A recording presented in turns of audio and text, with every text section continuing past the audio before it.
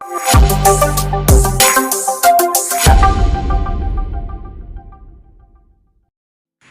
Mass മോട്ടോഴ്സിൽ നിന്നാണ്, ഹീറോൻ്റെ passion pro വണ്ടി. Clutch disk complete ആയിട്ട് നമ്മളത് മാറ്റാൻ വേണ്ടി വെച്ചാണ് കേട്ടോ. നിലവിൽ ക്ലച്ച് റൈസിങ്, വണ്ടി റേസ് ആവും, വണ്ടി മൂവ് ആവില്ല, അതാണ് കംപ്ലൈൻറ്റ്. ആ ക്ലച്ച് ലോഡായി കിടന്ന് പോയതാണ് മെയിനായിട്ടുള്ള റീസൺ. അത് ശരിക്കും പറഞ്ഞാൽ ക്ലച്ച് ലോഡായി കിടന്ന് അറിഞ്ഞില്ല, അങ്ങനെ കിടന്ന് ഓടി, അങ്ങനെ സംഭവിച്ചാനാണ്. അപ്പോൾ നമ്മൾ ക്ലച്ച് ഡിസ്ക് മാറ്റാൻ വേണ്ടി അയച്ചിട്ടുണ്ട്. അത്യാവശ്യം ആ ക്ലച്ചിനകത്ത്, ആ ക്ലച്ചിൻ്റെ ഇത് ഓയിലിൽ ശരിക്കും അരഞ്ഞ് ചേർന്നേക്കാണ് ശരി.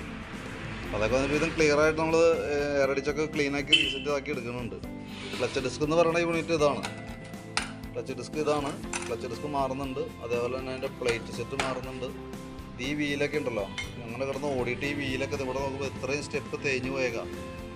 അപ്പോൾ ഈ വീലുകൾ ഇങ്ങനെ സെറ്റായിട്ടാണ് വന്നേനെ. സെറ്റായിട്ട് നമ്മൾ അഴിച്ച് മാറുന്നുണ്ട് കേട്ടോ. കൂട്ടത്തിൽ കൂടെ നമുക്ക് എഞ്ചിൻ ഓയിൽ മാറണം. കാരണം എന്താ വെച്ചാൽ ക്ലച്ച് അരഞ്ഞത് മൊത്തം അതിൻ്റെ ഉള്ളിലാണ്, ഓയിലാണ്. ആ ഓയിൽ നമുക്ക് സെപ്പറേറ്റ് ഒഴിക്കൽ നടക്കില്ല. കാരണം ഞാൻ ക്രാങ്ക് ഷാഫ്റ്റിലേക്ക് അടക്കം ഓയിൽ പമ്പ് ചെയ്ത് പോകണം. അതിനകത്തുനിന്ന് ഈ ഓയിലാണ് എഞ്ചിൻ്റെ എല്ലാ ഭാഗത്തേക്കും ചെല്ലും. ഇപ്പോൾ ഇവിടെ നോക്കുമ്പോൾ ഇവിടെയൊക്കെ കാണാം ഈ വന്നേക്കണ ഈ കറ പിടിച്ചാകണ രീതിയിലൊക്കെ ഇരിക്കുന്നത് ഈ എന്തെന്നാ ഓയിലിൽ മിക്സായി വരുന്ന കാർബണിൻ്റെ കണ്ടൻറ്റും കാര്യങ്ങളൊക്കെയാണ്. അത് അത്രയും വരെ ഓയിൽ ചെല്ലണുണ്ട്, എല്ലാ ഭാഗങ്ങളിലും ഓയിലിൽ സർക്കുലേറ്റ് ചെയ്ത് നിൽക്കണേ. അപ്പോൾ നമ്മൾ ഈ രണ്ടാമത് ഈ ഓയിൽ ഒഴിക്കുമ്പോഴുള്ള പ്രശ്നം എന്ന് വെച്ചാൽ അതിനകത്തുള്ള അഴുക്ക് ഇങ്ങനെ അതിനകത്ത് നിന്ന് റൊട്ടേറ്റ് ചെയ്തുകൊണ്ടിരിക്കും. അത് സമീപ ഭാവിയിൽ നമുക്ക് മേജറായിട്ടുള്ള കംപ്ലയിൻസുകൾ വരാനായിട്ടുള്ളൊരു കാരണമാവും. അപ്പോൾ നമ്മൾ എഞ്ചിൻ ഓയിലും കൂടി കൂട്ടത്തിൽ കൂടെ മാറ്റിക്കളയാം.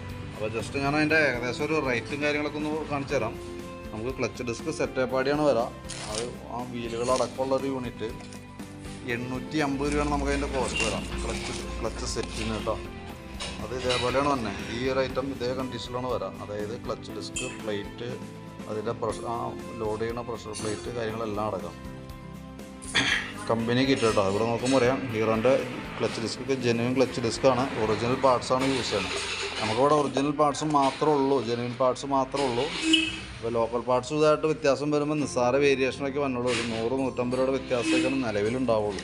അതിൻ്റെ ക്വാളിറ്റി ആണെങ്കിൽ ഒരുപാട് ഗുണവും ചെയ്യുകയും ചെയ്യുന്നു. ക്വാളിറ്റി എന്ന് പറഞ്ഞാൽ നേരെ ഡബിളായിരിക്കും. പിന്നെ അഴിക്കുമ്പോൾ നമുക്ക് അതിൻ്റെ ഈ ഗ്യാസ്കറ്റ് മാറണം. ക്ലച്ച് കവറിൻ്റെ ഗ്യാസ്കറ്റ് മാറ്റിയിടണം. ഗ്യാസ്കറ്റ് 70 രൂപ തന്നെ ഉണ്ട്.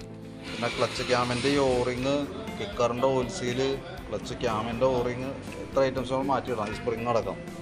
അപ്പോൾ മാറ്റുമ്പോൾ പിന്നെ ആ ഭാഗത്ത് പ്രത്യേകിച്ച് ഒരു പണി നമുക്ക് വരാനില്ല. പിന്നെ ഈ ക്ലച്ചിൻ്റെ കേബിൾ ഞാൻ എടുത്തിട്ടുണ്ട്. ഈ കിടക്കുന്ന കേബിൾ ഒരുപാട് പഴക്കം വന്നിട്ടില്ല, പക്ഷേ ഔട്ടർ വലിഞ്ഞതാണ് നമ്മുടെ ഈ കംപ്ലയിൻറ്റ് ഉണ്ടാവാനായിട്ടുള്ളൊരു കാരണം. അങ്ങനെ വേണമെങ്കിൽ നമുക്ക് കണക്ക് കൂട്ടാം. കാരണം ക്ലച്ച് ലോഡായി കിടന്ന് ഓടിയത് അറിയാതെ നമ്മൾ ക്ലച്ച് ഹാഫ് ക്ലച്ചിൽ കൈ ഇങ്ങനെ പിടിച്ചിട്ട് ഇരുന്നുണ്ടാവും. അങ്ങനെയാണ് സംഭവിക്കാൻ സാധ്യത. അപ്പോൾ കൂട്ടത്തിൽ കൂടെ ഈ ക്ലച്ച് കേബിളും കൂടി മാറ്റിയിടുകയാണെങ്കിൽ അതാണ് ഏറ്റവും സേഫ്. 117 രൂപയാണ് നമുക്ക് ആ ക്ലച്ച് കേബിളിന് വന്നുള്ളൂ.